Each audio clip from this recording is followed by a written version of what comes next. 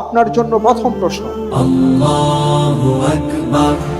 পবিত্র কোরআনে আকাশ থেকে বর্ষিত পানিকে কিসের সাথে তুলনা করা হয়েছে? এ পরকালীন জীবন, বি পার্থিব জীবনের সাথে, সি রূহের জীবনের সাথে, ডি ক ও খ।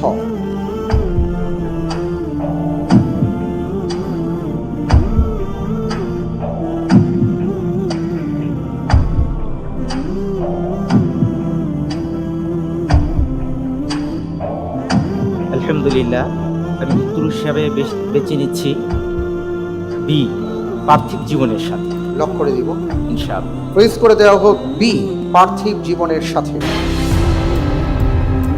আপনি যে উত্তরটি দিয়েছেন আপনার উত্তরটি সঠিক উত্তর।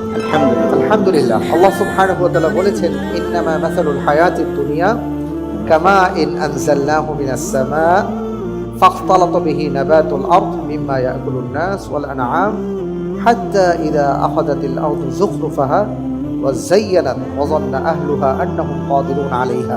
এই আয়াতে কারিমাতে সূরা ইউনূসের আয়াত নম্বর 24 আল্লাহ রাব্বুল আলামিন জানিয়ে দিয়েছেন, এই পার্থিব জীবনের উপমাটা হলো সেই পানির মতন যা আমি নাজিল করি আকাশ থেকে।